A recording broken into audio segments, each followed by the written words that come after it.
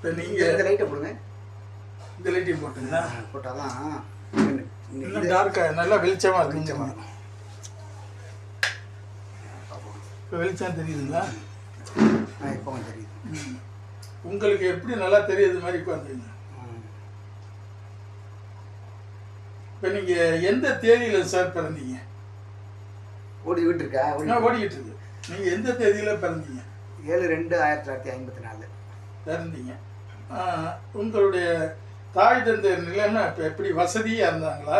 இல்லை, சாதாரண நிலையில் உள்ளவங்க தான். சாதாரண நிலையில் தான் இருந்தாங்க. நீங்கள் படிப்பில் ஆர்வம் காட்டி படிச்சிங்களா? படிக்க நிச்சயமாக படிச்சிங்க. நிச்சயமாக படிச்சிங்க. படிக்கும்போது ஆரம்பத்தில் நீங்கள் என்ன மனசில் ஏதாவது தொழில் செய்யலாம், இல்லை அரசு வேலைக்கு போகலாமா, எப்படி நினச்சிங்க? இல்லை, ஏதோ ஒரு வேலைக்கு போகணுன்னு தான் நினச்சேன். உங்களுடைய நினைப்பே ஏதாவது ஒரு வேலைக்கு நம்ம போயிடலாம் அப்படிங்கிற நினைப்பில் தான் நீங்கள் படிச்சிங்க. படிக்கும்போது உங்களுக்கு படிப்பில் எப்படி படிப்பு இருந்தது? அதாவது சுமாராக இருந்ததா, ஒரு நல்ல படிப்பாக படிச்சிங்களா?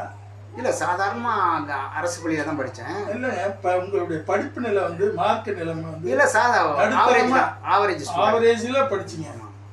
ஆவரேஜில் படித்த பிற்பாடு எப்படி உங்களுக்கு அந்த எந்த பணியில் நீங்கள் ஃபஸ்ட்டு அமர்ந்தீங்க? இல்லை, ஃபஸ்ட்டு வந்து நான் என்ட்ரானது வந்து செஷன்ஸ் கோட் இருக்குல்ல, அதில் செராக்ஸ் ஆப்ரேட்டர்னு ஒரு போஸ்ட்டு. அது வந்து எம்ப்ளாய்மெண்ட் மூலமாக எடுத்தாங்க. பட் பர்மனெண்ட் போஸ்ட் தான் அது. அதில் ஒரு 7 மாதம் 8 மாதம் அதை வேலை பார்த்தேன். அப்போ நான் டிஎன்பிஎஸ்சியில் விஏஓ டெஸ்ட் எழுதியிருந்தேன். அது எழுதியிருக்கும் பொழுது அது வந்து வந்துருச்சு, ரிசல்ட் போட்டான். ரிசல்ட் போட்ட பிறகு சரி இதை விட அது நல்ல போஸ்ட்டாக இருக்குன்னு சொல்லிட்டு அதை ரிசைன் பண்ணிவிட்டு நான் விஓ ஆனேன். விஓவுக்கு எப்படி? விஓ அதான் சர்வீஸ் கமிஷன் மூலமாக எழுதினேன். சர்வீஸ் கமிஷன் மூலமாக தான் எழுதி வந்தீங்க. அது திறமையான இது. ஆமாம், அதில் வந்து முதல்ல ஒருத்த நாட்டில் வன்னிப்பட்டுங்கிற ஊரில் போட்டாங்க. அதில் போடும்பொழுது அங்கே ஒரு 7 மாதம் ஒரு ஜமாவந்தி முடித்தேன். ஜமாவந்தி முடித்தோன்னே குரூப் 4 எழுதியிருந்தேன். அது திரும்ப அங்கேயே ஒருத்த நாட்டிலே கிளார்க்காக போட்டாங்க. ஜூனியர் ஸ்டாண்டர்ட் கேடரில் ஸ்பெஷல் ஆர்ஐன்னு சொல்லி போட்டாங்க. போட்ட பிறகு அங்கே அதுலேருந்து ஆரம்பித்தது தான் என்னுடைய இது. ரெவன்யூவில், வருவாய்த்துறையில் அந்த மாதிரி தான் நான் என்ட்ரானேன். ஆமாம், அதிலே இருந்து அதிலே படித்து ப்ரொமோஷன் அப்படியே வந்து துணை ஆட்சியர் வரலையும் நான் வந்தேன். துணை ஆட்சியர் வரையில இருந்து வந்துட்டு மனதை பக்குவப்படுத்தி எந்த சிக்கல்லையும் மாட்டிக்காம, ஆமாம் ஆமாம், அதாவது ஓய்வூதியம் வாங்குற அளவுக்கு நீங்கள் வெற்றிகரமாக வந்து ஓய்வூதியம் வாங்கிட்டீங்க. ஆமாம், எந்த பிரச்சனையும் இல்லாமல். அதாவது விதைக்கிறதெல்லாம் முளைக்கிறது இல்லை, முளைக்கிறதெல்லாம் பலன் கொடுக்கறது இல்லை. அரசு வேலைக்கு போனதுனால எல்லாரும் பென்ஷன் வாங்கலை. ஆமாம் இல்லைங்க, அதனால அதில் நீங்கள் மனப்பக்குவத்தோடு இருந்து அந்த வாழ்க்கையில் வெற்றிகரமாக முடிச்சு இப்போ யார் கையையும் நமக்கு வேண்டியதை தேவைப்பட்டதை வாங்கிறதுக்கு இல்லாமல் ஓய்வூதியம் வாங்கிட்டீங்க. ஆமாம், அது ஒரு சிறப்பான நிலை. ஆமாம், உங்களுடைய நிலை. ஏன்னா எதுலையாவது உள்ள மாட்டிக்கிட்டு எதுலையாவது பண்ணி பென்ஷன்லாம் போய் பார்த்தவங்கள அந்த இவரும் ஒருத்தர் நம்ம ஃப்ரெண்டு இந்த இன்ஸ்பெக்டர் வேண்டாம், அது வேண்டாம் தான் சொல்கிறேன். ஆமாம் ஆமாம், அப்படியெல்லாம் நம்ம பார்த்துருக்கோம் கண் முன்னால். நிர்வாகத்தில் பொறுத்தளவு நம்ம ஜாக்கிரதையாக இருந்து அப்பளுக்கு இல்லாமல் அதிகாரிகிட்டையும் கெட்ட பேர் வாங்காமல், அதனால தான் துணை ஆட்சியர் வழியை நான் ப்ரொமோஷன் வந்துருக்கீங்க. வந்து நான் நல்ல முறையில் ஓய்வு பெற்றுட்டேன். உங்கள் வாழ்க்கையில் நீங்கள் எல்லாத்தையும் வெற்றிகரமாக சாதிச்சிட்டீங்களா? ஆமாம், சாதிச்சிட்டீங்களா? கல்யாணம், பிள்ளைங்களுக்கு? என்னுடைய வாழ்க்கையை பொறுத்தளவு அந்த மாதிரி உத்தியோகத்துக்கு போன பிறகு கொஞ்சம் லேட் மேரேஜ் தான். நான் ஒரு லேட்டாக தான் கல்யாணம் பண்ணேன். கல்யாணம் பண்ணாலும் ஒரு சொந்தக்கார பொண்ணு தான் கல்யாணம் பண்ணி அது ஒரு எம்ப்ளாயாக போயிடுச்சு. அதனால் அதுக்கு பிறகு உங்களுக்கு ஒன்றும் பிரச்சனை இல்லை. பிள்ளைகளெல்லாம் நல்ல முறையில் 2 பெண் குழந்தை அதை வளர்த்து அதெல்லாம் ஹையர் ஸ்டடி முடித்து மாஸ்டர் டிகிரி முடிச்சுட்டு அதாவது வெளியில் ஒர்க் பண்ணுதுங்க. சென்னையில் ஒன்று, ஹரியானாவில் ஒன்று ஒர்க் பண்ணுது. அதனால் பேர குழந்தையோடு இருக்குதுங்க. அதனால் எனக்கு எந்த படன் இல்லாமல் போயிடுச்சு. இப்போ நானும் என் மனைவி தாங்க இருக்கோம், தஞ்சாவூரில் இருக்கோம். இருக்கிறீங்க. பிள்ளைங்க எல்லாம் நல்ல வெளியில் இருக்குது, அவங்க நல்லா நல்ல பொசிஷனில் இருக்காங்க. உங்கள் வாழ்க்கையில் ஏதாவது ஒரு மறக்க முடியாத நிகழ்வு எது இருந்தால் சொல்லுங்கள். என்னுடைய வாழ்க்கையில் மறக்க முடியும் நினைவுனாக்க, என்னுடைய வாழ்க்கையில் மறக்க முடியாத நினைவுனாக்க, வருவாய்த்துறையை பொறுத்தளவு எவ்வளோ சொல்லலாம். நாங்கள் பணி செய்யும்பொழுது பல பிரச்சனை, அதுலேருந்துலாம் மீண்டு வந்தது, இந்த மாதிரி நிறையா இருக்குது. என்ன ஒரு வில்லேஜ் அளவில் நம்ம இருந்துட்டு கஷ்டப்பட்டு ஏன்னா இந்த அளவுக்கு வர முடியுமான்னு நினைக்கல. அந்த மாதிரி சூழ்நிலை இருந்துட்டு ஒவ்வொரு நிலையிலும் என்ன அப்படியே தடங்கி ஒரு நிலைமைக்கு வந்தோம். அதுதானே சொல்ல முடிய ஸ்பெசிஃபிக்காக சொல்கிறது ஒன்றும் இல்லை. டிபார்ட்மெண்ட்டில் உள்ள பிரச்சனை தான். ஏதாவது முக்கியமான இந்த ஃப்ளட்டு இந்த மாதிரி நேரத்தில் வந்து நிறைய பிரச்சனைகள் வரும். அதெல்லாம் ஃபேஸ் பண்ணி பிரச்சனை இல்லாமல் வந்தது தான். அது சிறப்பான ஒரு நிலையை நீங்கள் எல்லா கஷ்டத்தையும் மனசால தாங்கிக்கிட்டு வெற்றிகரமாக வந்திருக்கீங்க. அடுத்தது எனக்கு ஒரு ஃபீலிங் இருக்குது, அதை உங்கள்கிட்ட கேட்கலான்னு இருக்கேன். இப்போ பிறப்பு இறப்பு மனிதனுக்கு எல்லாருக்கும் ஒன்று தான். பிறப்பால மாறுபாடு வச்சு ஒரு சமுதாயத்தை மாற்றி அமைத்து எழுதியிருக்காங்க. அதை நீங்கள் ஏற்றுக்கிறீங்களா, ஏற்றுக்க மறுக்கிறீங்களா? இல்லை, அது வந்து இடையில வந்தது தான். அது ஆமாம். இது வந்து நம்ம நீங்கள் அந்த மாதிரி ஒரு காழ்ப்புணர்வை சந்திச்சிருக்கீங்களா? காழ்ப்புணர்வு நிறையா இருக்குது. காழ்ப்புணர்வுனா ஜாதி ரீதியாக இல்லாட்டினா கூட அரசியல் ரீதியாக நிறைய பிரச்சனை வரும். நான் உத்தியோகத்தில் இருக்கும்போது பார்த்தீங்கன்னாக்கா ஒரு ஒரு உதாரணத்தை சொல்கிறேனே, ஒரு ஃபயர் ஆக்சிடெண்ட்டு. நான் இங்கேருந்து போகும்பொழுது என்னை வந்து ஆர்டிஓ வந்து விஓ வேண்டாம், விஓக்கு முக்கியமான வேலை கொடுத்துருக்கேன் உன்னை சார் நீங்கள் போங்க அப்படின்னு. நான் ஜோனலிட்டியாக இருக்கேன், என்னை அனுப்புகிறாரு. டவுன் தான் போகணும். நான் போய் பார்க்க போகும்பொழுது ஃபயர் ஆக்சிடெண்ட்டு ஒரு 11 வீடு. அங்கே வரும்பொழுது ஒன்று பார்த்து வரும்பொழுது எனக்கு விசாரிச்சதில் எல்லாம் தரமட்டமாக போயிடுச்சு. தரமட்டமாக போன பிறகு அதை வந்து இது கணக்கெடுக்கிறதுக்குள்ள அது ப்ராப்ளம் வந்துருச்சு. அப்புறம் அங்கே உள்ளவங்க எல்லாத்தையும் கேட்டு ஓரளவு அதை அசஸ் பண்ணி நான் முடிவு எடுத்து வரும்பொழுது ஏற்கனவே இருந்தவங்க வந்து அந்த போலீஸ் லைனில் ஒரு பக்கம் எடுத்திருக்காங்க.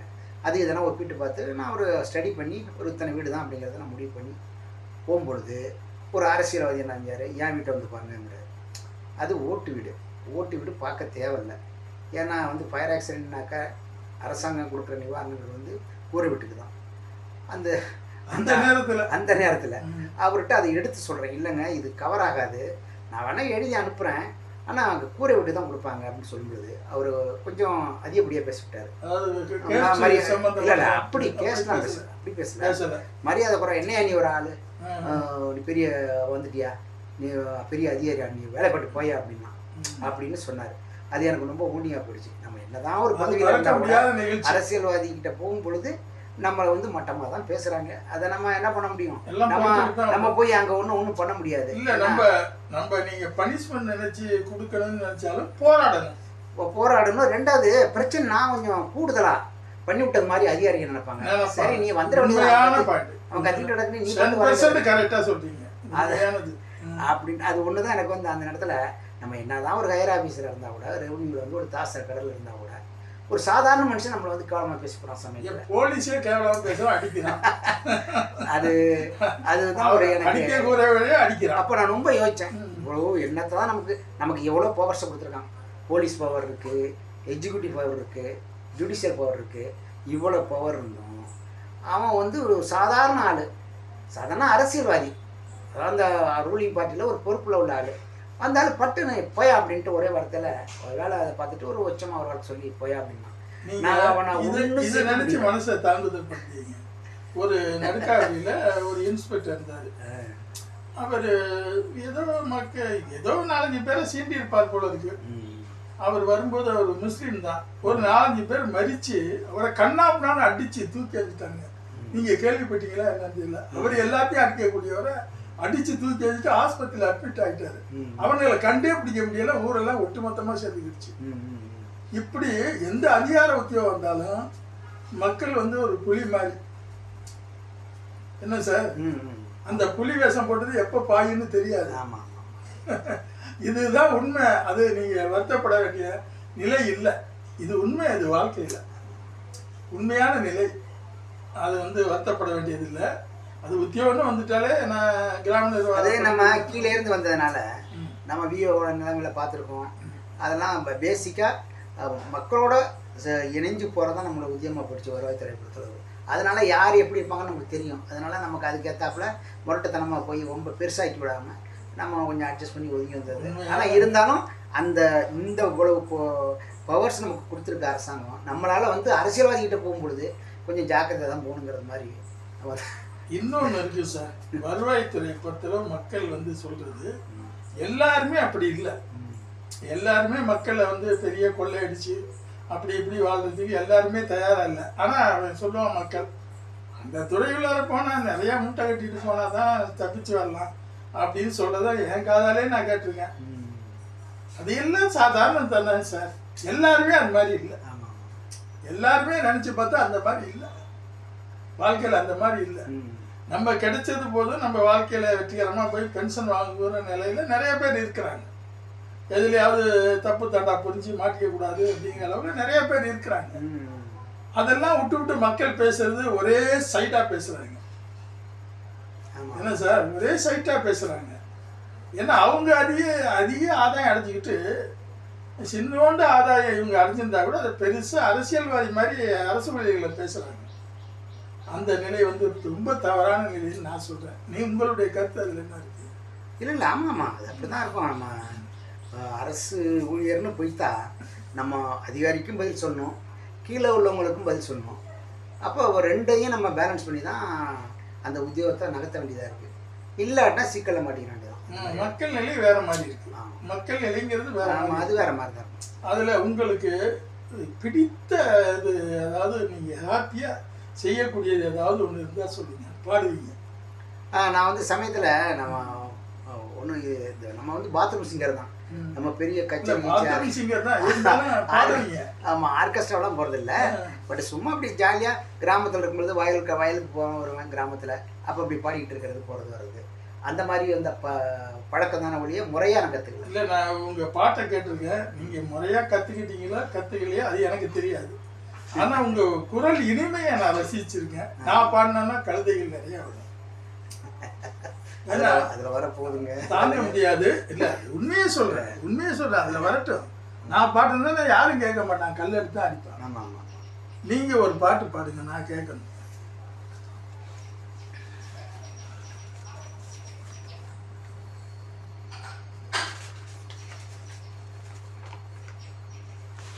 அது ஆனந்திங்கிற ஒரு பழைய படம். அதில் எஸ்.எஸ். ராஜேந்திரன் நடித்த படம். அது கண்ணதாசன் எழுதின வரி, எம்.எஸ். விஸ்வநாதன் இசையமைச்சிருந்தார். டி.எம். சௌந்தரராஜன் பாடியிருக்காரு. ஒரு பாட்டு கொஞ்சம் எனக்கு பிடித்த பாட்டு. அது டி.எம். சௌந்தரராஜன் தனியாளாக பாடினது. அது எனக்கு பிடித்த பாடல்கள் அது ஒன்று. அதை கொஞ்சம் பாடுறேன். கண்ணிலே அன்பிருந்தால் கல்லிலே தெய்வம் வரும், நெஞ்சிலே கருணை வந்தால் நீரிலும் தேனோரும், கண்ணிலே அன்பிருந்தால் கல்லிலே தெய்வம் வரும். உன்னை போல் குழந்தை இல்லை, உன்னை போல் துணையும் இல்லை, உன்னை போல் குழந்தை இல்லை, உன்னை போல் துணையும் இல்லை, உன்னாலே மலர்ந்த உள்ளம் எண்ணாத நாளும் இல்லை, எண்ணாத நாளும் இல்லை, கண்ணிலே அன்பிருந்தால் கல்லிலே தெய்வம் வரும். அந்த நாள் மறைந்ததம்மா, இன்று நான் மனிதனம்மா, அந்த நாள் மறைந்ததம்மா, இன்று நான் மனிதனம்மா, செண்டாடும் அடிவழகை கண்டாடும் கலைஞனம்மா, கண்டாடும் கலைஞனம்மா, கண்ணிலே அன்பிருந்தால் கல்லிலே தெய்வம் வரும், நெஞ்சிலே கருணை வந்தால் நீரிலும் தேனூரும், கண்ணிலே அன்பிருந்தால் கல்லிலே தெய்வம் வரும். அன்னையே உன் வடிவம், தந்தையே உன் இதயம், அன்னையே உன் வடிவம், தெய்வம் தந்தையே உன் இதயம் அன்பே உன் துணை இருக்க என் பாடல் முடிவதெங்கே என் பாடல் முடிவதெங்கே கண்ணிலே அன்பிருந்தால் கல்லிலே தெய்வம் வரும் நெஞ்சிலே கருணை வந்தால் நீரிலும் தேனூரும் கண்ணிலே அன்பிருந்தால் கல்லிலே தெய்வம் வரும். சிறப்பாக இருந்தது. உங்கள் பேட்டியும் சிறப்பாக இருந்தது. ரொம்ப நன்றி, ரொம்ப வணக்கம். இந்த பேட்டிக்கு நீங்கள் ரொம்ப நீங்கள் பேட்டி கொடுத்ததுக்கு என்னுடைய வணக்கத்தையும் மகிழ்ச்சியும் தெரிவித்துக் கொள்கிறேன். எனக்கு ஒரு என்னை அழைத்து இந்த தொலைக்காட்சியில் என்னை என்னுடைய பயோடேட்டாவை கேட்டு அது அன்னிலே என்னுடைய சிறப்புத்தன்மையாக பாடுறதையும் நீங்கள் ஒளிபரப்பலாங்கிற ஒரு எண்ணத்தில் என்னை அழைத்ததுக்கு ரொம்ப நன்றி. எனக்கு வாய்ப்பு கொடுத்ததுக்கு மறுபடியும் ஒரு நன்றி தெரிவிச்சுக்கிறேன். நீங்கள் நாளைக்கு